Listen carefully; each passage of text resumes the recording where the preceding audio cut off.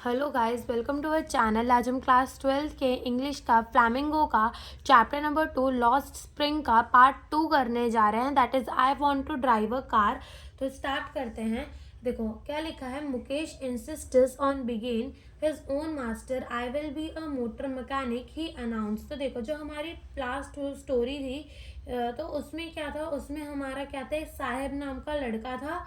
ठीक है, तो लास्ट जो स्टोरी थी वो कैसे एंड हुई थी कि जो साहेब था वो अपना मास्टर नहीं रह चुका था, यानी कि साहेब जो है काम करने लग गया था मिल्क बूथ के अंदर। ठीक है, तो जहाँ पर वो खुद का मास्टर नहीं रह गया था, अब साहेब का भी कोई मास्टर था जो साहेब को ऑर्डर देता था कि तुम्हें क्या करना है और क्या नहीं। और यहाँ की जो स्टोरी है वो डायरेक्ट यहाँ से स्टार्ट हो रही है कि जो मुकेश है उसको उसका खुद का मास्टर बनना है, यानी कि वो नहीं चाहता कि उसके ऊपर कोई हुक्म चलाए।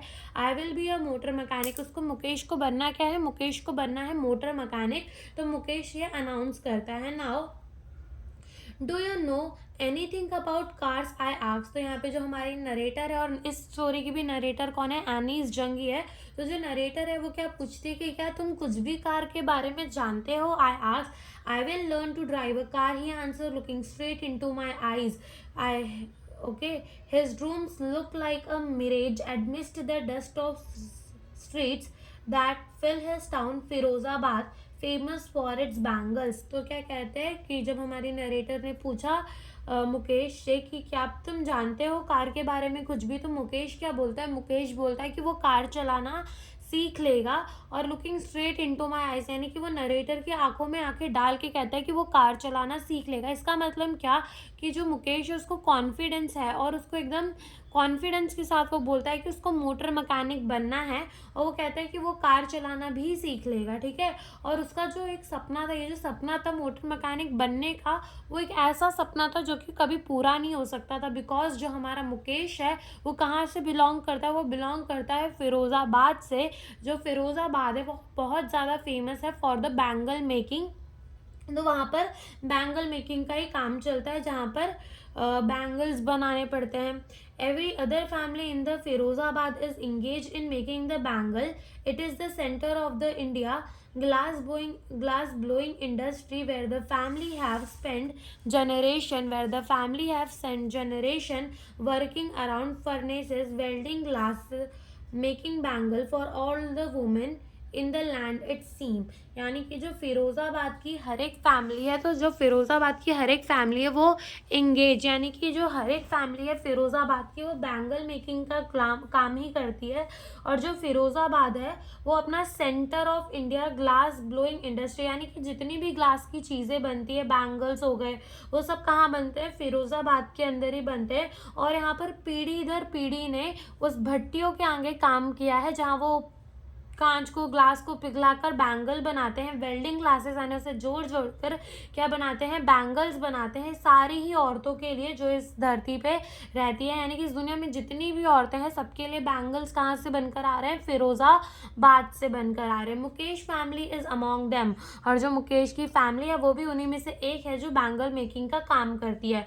None of them known that it is illegal for the children like him to work in the glass furnaces with high temperature in Digny cells without air and light, that the law, if enforced, could get him and all those 20,000 children out of the hot furnaces where they slog their daylight hour। तो क्या कहते हैं, कह रहे कि मुकेश की family भी उन्हीं में से एक थी जो बैंगल मेकिंग का काम करती थी।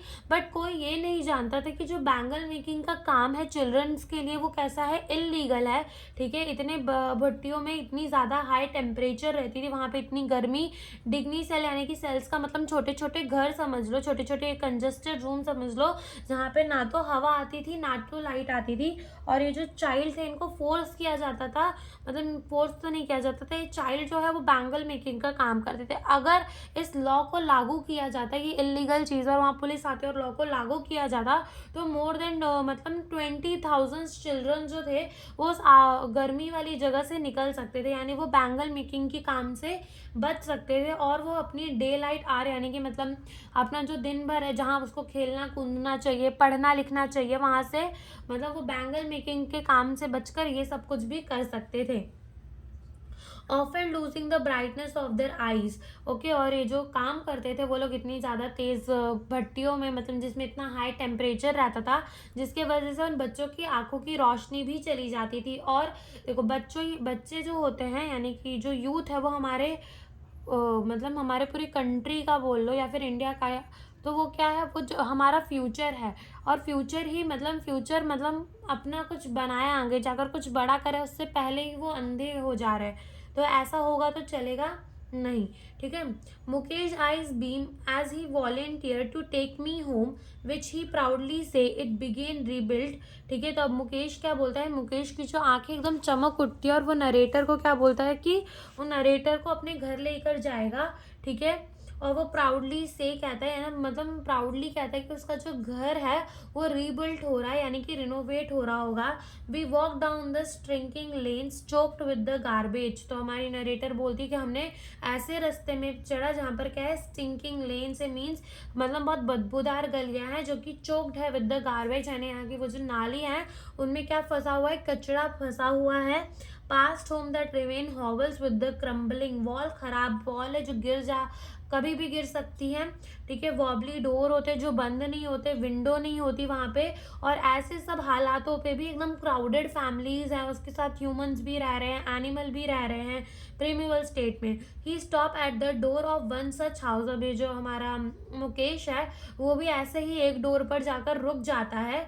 Banks a wobbly door iron door with his foot and push it open. और वो क्या करता है, जाकर एक लात मार देता है दरवाजे में, आयरन की डोर में, और वो जो डोर है वो ओपन हो जाता है। We enter a half built shack. अब हमारी नरेटर क्या कहती है, वो कहाँ इंटर करती है, एक हाफ बिल्ट शैक के अंदर, यानी कि आधे बने हुए एक झोपड़ी के अंदर। शैक का मतलब झोपड़ी होता है। ठीक है, तो नरेटर ने भी क्या किया, नरेटर वहां पर गई। In one part of it thatched with the sizzling spinach leave. अब यहाँ पर sorry, in one part of it thatched with the dead grasses in the firewood stove over which sits a large vessels of the sizzling spinach leave. यानी कि जैसे narrator जाती है तो वहां पर क्या होता है, एक डेड ग्रास यानी सूखे ग्रास होते हैं, और उसमें क्या होता है, एक चूल्हा होता है। तो चूल्हे में क्या बन रहा होता है, चूल्हे में बन रही होती है पालक की सब्जी। ठीक है, तो उसकी पकने की जो आवाज आती है। On the ground in large aluminium platter, ground पर एक लार्ज एल्यूमिनियम का प्लेट होता है जहाँ पे और चॉप्ड वेजिटेबल रखी होती है। A frail young women is cooking the evening meal for the whole family. एक फ्रेल यानी कि पतली दुबली वीक सी यंग वुमेन जो होती है वो खाना बना रही होती है, मील बना रही होती है इवनिंग का पूरे के पूरे फैमिली के ऊपर। तो eyes filled with the smoke she smile. अब उसकी जो आंखें हैं उनमें क्या भर चुका है, धुआं भर चुका है, बट उसने जब नरेटर को देखा तो उसने क्या दिया, स्माइल दिया। She is the wife of the Mukesh Elder brother. तो ये जो औरत थी जो खाना बना रही थी वो कौन थी, वाइफ थी मुकेश के एल्डर ब्रदर की। Not much older in the year, वो ज्यादा बड़ी नहीं थी। She has began to command respect as a bahu the daughter in law of the house. और इतनी कम उम्र में उसे क्या बना दिया गया, बहू, और इंग्लिश में बोले तो डॉटर इन लॉ बना दिया गया। Already in charge of 3 man, her husband Mukesh and her father. और 3 लोगों की जिम्मेदारी जो थी उस छोटी सी लड़की, यानी जो भी मतलब इतनी ज्यादा जो बड़ी नहीं थी मुकेश की भाभी, उस पर रख दिया गया। किसका किसका, मुकेश का, मुकेश के भाई का, यानी कि उसके हस्बैंड का और उसके फादर का।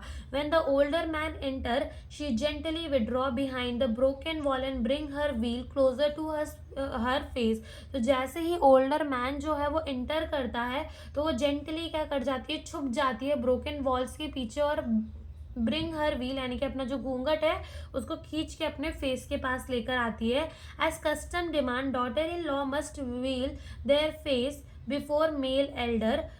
तो मतलब वहां पे जो था एक कस्टम था कि जो डॉटर इन लॉ जो बहू होंगी उनको ससुर के आगे क्या करना होगा, घूंघट लेना होगा। In this case the Elder is an impoverished bangle maker. Despite long years of hard labor, first as a tailor, then a bangle maker, he has failed to renovate a house, sent his 2 sons to the school. All he managed to do is teaching them what he know, the art of the bangle making. अभी जो आदमी अंदर आया था, जो Elder यानी कि जो जो आया था एल्डर अंदर, तो वो भी क्या था, वो भी एक बहुत अच्छा बैंगल मेकर था। अब वो जो आदमी था उसने बहुत हार्ड वर्क किया, वो एल्डर मैन ने बहुत ज़्यादा हार्ड वर्क किया। पहले तो उसने टेलर की तरह हार्ड वर्क किया, देन उसने बैंगल मेकर की तरह हार्ड वर्क किया, बट फिर भी वो फेल हो गया। वो अपने घर को रिनोवेट नहीं करा पाया, और ना ही वो अपने 2 सन्स यानी कि अपने मुकेश और मुकेश के भाई को कभी स्कूल नहीं भेज पाया। और वो उसने किया तो किया क्या, जो उससे आता था उसने वही अपने बच्चों को सिखाया। उसे बैंगल बनाने आते थे, तो उसने भी art of the bangle making ही अपने बच्चों को सिखाई। उसने क्या किया, art of the bangle making ही अपने बच्चों को सिखाई। Okay, it is his karma, his destiny, शेष मुकेश ग्रैंड मदर। तो अब मुकेश की ग्रैंड मदर क्या कहते हैं, ये उसी का कर्म है, ये उसी की डेस्टिनी है। मुकेश की ग्रैंड मदर कहती है, वो has watch her own husband go blind with the dust from the polishing the glass of the bangle. अब ये जो मुकेश थी, मुकेश की दादी थी, उन्होंने खुद देखा था अपने हस्बैंड को ब्लाइंड होता हुआ, ठीक है, इस बैंगल मेकिंग इंडस्ट्री के अंदर, ठीक है। Can a god given lineage even be broken, ever be broken, यानी कि भगवान ने जो पीढ़ी दर पीढ़ी काम दिया है तो उसको भी कोई भला कभी तोड़ सकता है।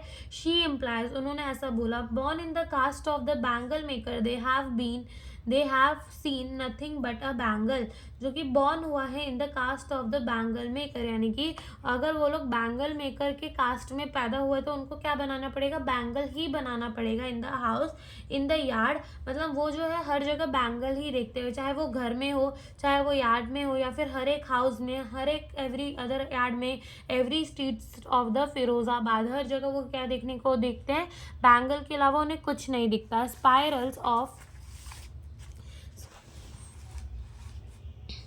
Spirals of the bangle, sunny gold, paddy green, royal blue, pink, purple, every color born out of the 7 color of the rainbow lie in the mounds in unkept yard, are piled on the 4-wheel hand carts pushed by young man along the narrow lane of the shanty town।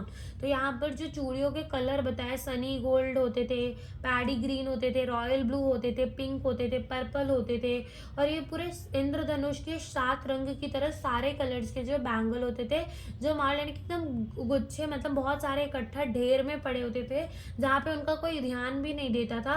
और वो 4 wheeled वाले किसमें, cart में रखे होते थे। और फिर बाद में जो घर के यंग मैन होते थे, वो नैरो लेन यानी पतली पतली जगहों से क्या करते थे, शैंटी टाउन से उन्हें बेचने के लिए ले जाया करते थे।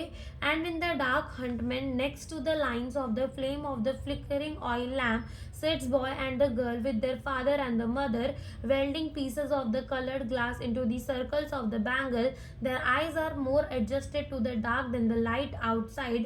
That is why they often end up losing their eyesight before they become the adult। क्या होता है कि जहाँ पर बैंगल बेचते थे, मतलब बेचे जाते थे, वहीं पर उनके बच्चे जो थे छोटे छोटे, वो भी मतलब वहाँ पर लैम्प हुआ करता था जिसमें फ्लिकरिंग लाइट होती थी, वहीं पर उनके बच्चे गर्ल्स एंड बॉयज अपने फादर या मदर के साथ बैठते थे, जो कि क्या करते थे, चूड़ी जोड़ने का काम करते थे, सर्कल्स बनाते थे बैंगल के।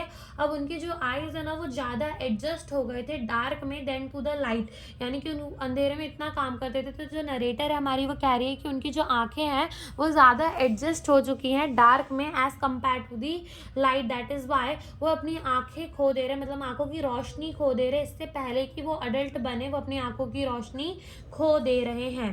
फिर आता है अपना this paragraph, Savita, a young girl in the drab pink dress, sits alongside an elderly woman soldering the pieces of the glasses। तो एक सविता नाम की लड़की है, जब वो मुकेश के साथ नरेटर गई थी तभी उन्होंने वो क्या हुआ, सविता नाम की लड़की से मिली, जो कि एक यंग गर्ल है, जो कि पिंक कलर का ड्रेस पहनी हुई है, और वो एक एल्डरी वुमेन के बाजू में बैठी हुई है, जो कि क्या कर रही है, पीसेस ऑफ द ग्लास को वो जोड़ रही है। As her hand move mechanically like the terms of a machine, और उस जो लड़की है, जो सविता है, उसके हाथ जो है वो मैकेनिकली एकदम मशीन की तरह घूम रहे हैं। I wonder if she know the sanctity of the bangle she make.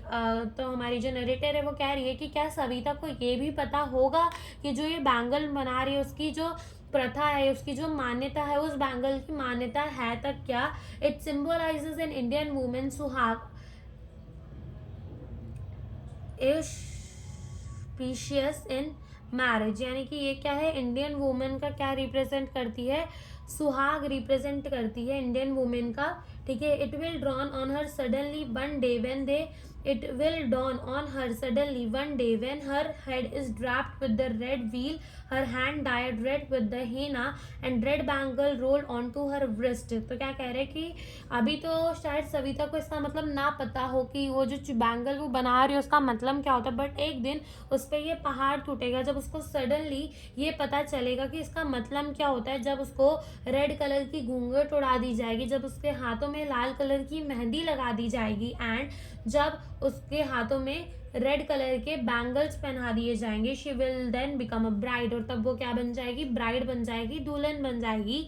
Like the old women beside her who become one many years ago, like उसी ओल्ड वुमेन की तरह जो कि क्या थी बहुत साल पहले, वो भी कभी दुल्हन बनी होगी. She will has a bangle on her wrist. और उसके अभी वो जो वुमेन बैठी थी, जो बुढ़ी औरत बैठी थी, उसके हाथों में भी अभी भी क्या थे, बैंगल थे यानी कि उसकी निशानी थी, उसकी शादी की निशानी थी, यानी कि उसके मैरिज की निशानी थी. She still has a bangle on her wrist but no light in her eyes. यानी कि मतलब अभी भी उसके पास बैंगल है, वो निशानी है कि उसको पता चले कि उसकी शादी हुई थी, बट उसके पास आंखों की रोशनी नहीं है कि वो अपनी निशानी को देख सके. एक वक्त सर भर खाना भी नहीं खाया. She says in the voice of drained of jar. जो एल्डरी वुमेन कहती है वो कहती है कि एक वक्त सर भर खाना भी नहीं खाया, मतलब कि एक टाइम भी, पूरी की पूरी जिंदगी में एक टाइम भी उसने कभी पेट भर कर खाना नहीं खाया. उसका जो उसकी आवाज़ थी उसमें एक भी खुशी नहीं थी. She has not enjoy even one full meal in her entire life time. उन्होंने एक पूरा खाना भी अपने एंटायर लाइफ टाइम में कभी इन्जॉय ही नहीं किया. That's what she was repeat. और वो क्या रिपीट, वो यही रिपीट कर रही थी.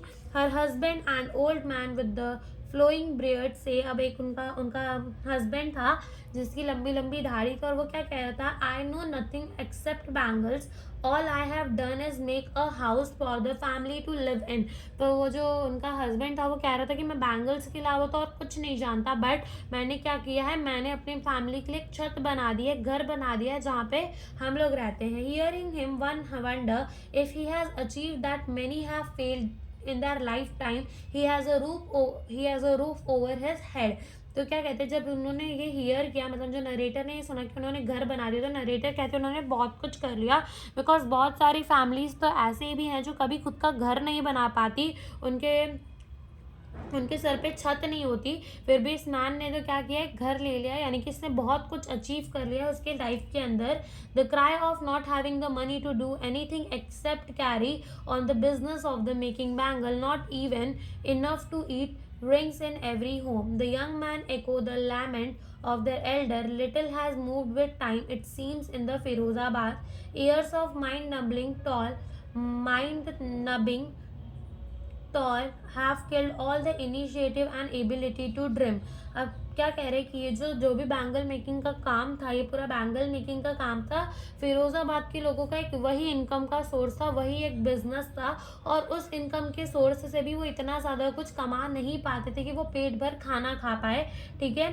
और यंग मैनों ने जो सीखा वही मतलब जो उनके एल्डर ने सीखा वही बच्चों ने भी सीख लिया, और टाइम के साथ साथ वो एकदम उस चीज़ में एडजस्ट हो गए. देखो जो पेरेंट्स थे उन्होंने अपने बच्चों को सिखाया, यही बैंगल मेकिंग का काम था. ये बैंगल मेकिंग के काम के साथ वो इतने ज़्यादा एडजस्ट हो सके कि उसके बाद उन्होंने कोई ड्रीम ही नहीं देखा अपने ज़िंदगी में.